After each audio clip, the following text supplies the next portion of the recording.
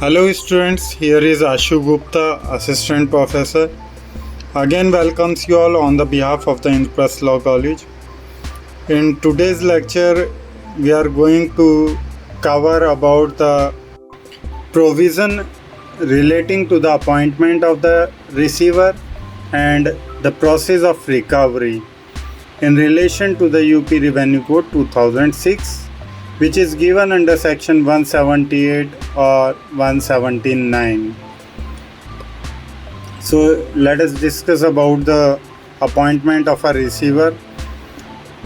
The provision relating to the appointment of receiver is given under section 178 of UP Revenue Code 2006, according to which where any area of land revenue is due from any defaulter, the collector may by order appoint for such period he may deem fit a receiver of any movable or immovable property of the defaulter. The collector also may remove any person from the possession or custody of the property and commit the same to the possession, custody or management of the receiver, and confer upon the receiver all such powers as to bringing and defending suits and for the realization, management, protection, preservation and improvement of the property, the collection of the rents and profits thereof, the application and disposal of such rents and profits, and the execution of the documents as the defaulter himself has or such those powers as the collector thinks fit. Nothing in this section shall authorize the collector to remove from the possession or custody of property any person to whom the defaulter has not a present right to remove, and the collector may from time to time extend the duration of the appointment of the receiver. According to this section, no order under subsection 1 or 3 of this section shall be made except after giving notice to the defaulter to show cause, and after considering any representation that may be received by the collector in response to such notice, provided that an interim order may be made at any time before or after the issue of such notice, and provided further that where an interim order is made before the issue of such notice, the order shall stand vacated if no notice is issued within 2 weeks from the date of the interim order. The provision of rules 2 to 4 of order contained in the first schedule to the CPC shall mutatis mutandis apply in relation to a receiver appointed under this section,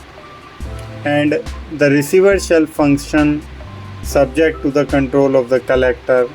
and furnish such information, returns or statement as the collector may deem fit. The collector may by order passed in writing and without assigning any reason remove any receiver at any time before any expiry of the term of such receiver and appoint any other person as receiver in his place if he is satisfied that the continuance of that receiver shall not be desirable or expedient on the ground of inefficiency, gross negligence, willful default, disobedience, misconduct, serious omission or misappropriation of any property.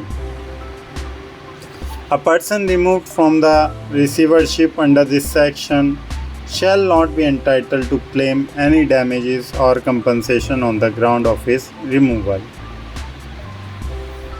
The collector shall have power to determine, after giving the opportunity to the receiver, what loss has been caused by the willful default, disobedience, misconduct, serious omissions, or gross negligence of or on account of any misappropriation by the receiver, and to recover the amount of loss from receiver as an area of land revenue. The rent, profits, or any other income from the property shall, after defraying the expenses of management, including the remuneration of the receiver, be adjusted towards discharge of the area, and the balance, if any, shall be paid to the defaulter. As soon as the arrears are discharged under subsection 9 or otherwise, the collector shall restore the property of the defaulter. Now, the procedure of recovery given under section 179 of this UP Revenue Code, according to which, for the purposes of the collection of land revenue or other dues recoverable as arrears of land revenue, in accordance with this chapter, the recovery officer shall follow such procedures as may be prescribed, and the recovery of costs and collection charges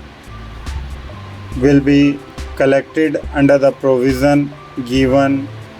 with section 180. Hope you will understand it very well and enumerated it into your study. We will meet soon again with the next lecture. Thank you very much.